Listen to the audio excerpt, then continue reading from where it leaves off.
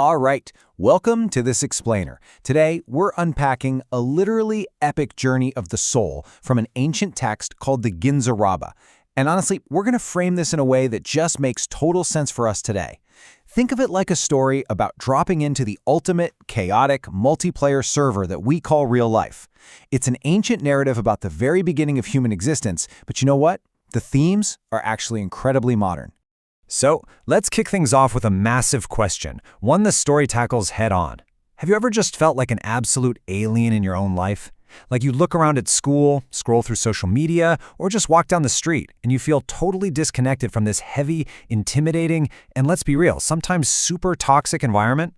Well, spoiler alert, that feeling isn't just some modern anxiety. It's actually baked into the very blueprint of who we are. Which brings us to part 1. The empty human avatar. To really get why we feel so disconnected, we need to look at how this universe first booted up. Imagine the whole environment is fully rendered, right? The earth is spread out, the sky is raised, the sun and moon are glowing, the map is basically ready to go. But there's a huge catch. The human body, Adam, is literally just an empty, unplayable shell.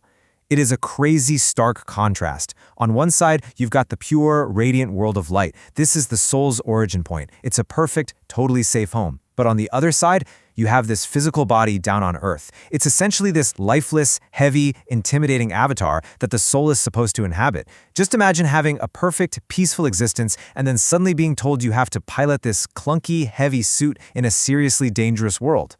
And that takes us to part 2. The soul refuses the game. Meet our protagonist, Nishmath. She represents the pure soul. So, she's escorted down from the House of Light to the physical world, takes one look at this human avatar, and absolutely throws a fit. I mean, she flat out refuses to enter it. Try to imagine her literal panic and tears as she delivers this desperate plea. She asks, "Why am I being banished from my home?" She's like, "What was my mistake? How did I mess up so badly that you're banishing me and shoving me into this vile, cursed world?" She is terrified of being forced out of her perfect home and into an entirely new, incredibly frightening reality. And when we look at exactly what she's so afraid of, wow. Nishmath's fears completely mirror our own modern anxieties. She's terrified of being cut off from her ancient roots. She fears that the wicked will blind her, that sinners are going to corrupt her, and that the spells of non-believers will just fill her ears. Basically, she's dreading the ultimate peer pressure. She's terrified of being dragged down by toxic environments, brainwashed by hypocrites, and ultimately losing who she really is just to fit in with a broken world.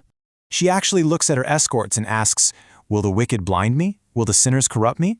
She is explicitly worried if they're going to teach her their ways, make her speak the way they speak, and make her completely forget who she is, so she sinks right down to the depths alongside them. She is terrified of these sinners and hypocrites, which, by the way, we can totally read as metaphors for modern toxicity, online hate, bad influences, the whole 9 yards. She is so scared of losing herself that she literally begs her creator to send someone down, destroy the physical body, and just take her back home. All right, moving on to part 3, armed with the truth. So her mentors, they absolutely refuse to let her rage quit or run away. Because of this, she demands a weapon to survive the chaos and the enemies that she knows are going to surround her. And this brilliantly illustrates a massive turning point. They ask her, what physical weapon could possibly be sharper or more powerful than what you already carry?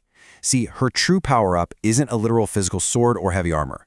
Her ultimate weapon is authenticity. It's what the text calls the living words and the pure truth brought directly from her true home in the House of Light. That pure truth is her absolute bravest weapon against any toxicity she's ever going to face.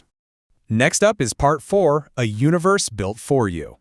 Her mentors don't just hand her a weapon and say, "Good luck, figure it out." They completely reframe how she looks at the world she's about to enter. They tell her that the illuminating sun, the glowing moon, the canopy of stars, the earth, none of these were just random spawn points. This entire cosmic environment, from the 4 winds to the sweet fragrances and the glowing fruits of the earth, was generated specifically for her. They are literally telling her, hey, the universe isn't some hostile server. It was built specifically to host you. And alongside this massive, beautiful physical world, she gets something incredibly special on the inside. Wisdom is poured directly into her heart. Think of it as a built-in internal compass. It essentially guarantees that she's going to remember her creator, and by doing so, this deep peace and tranquility will settle over her. So, no matter how loud, fake, or chaotic the world gets, she has this internal GPS to help her remember her true origins. Which brings us to the final act. Part 5. The Ultimate Return Home.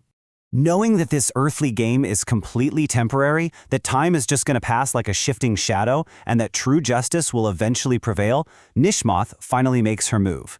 Empowered by the truth, holding tightly to her weapon of authenticity, and comforted by these divine promises, she boldly steps into the human avatar. She becomes one with it. And, wouldn't you know it, exactly as she predicted, the hypocrites, the wicked, and the corrupt immediately swarm her. They race in to tempt and distract her, but this time, she is fully ready to face down absolutely anyone who tries to drag her down. And even when she's completely surrounded by all that negativity and temptation, she is never actually alone.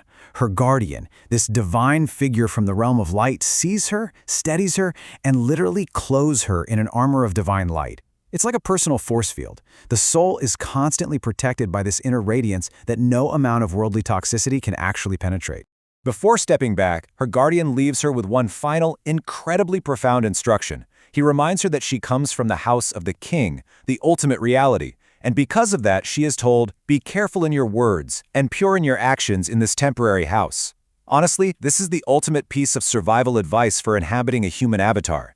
Maintain your integrity, speak the truth, and keep your actions completely pure so that when it's time to finally log off, you can leave this world just as radiant as when you entered it.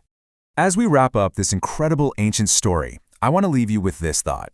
This narrative isn't just about some distant, dusty myth. It is literally about your everyday life right now.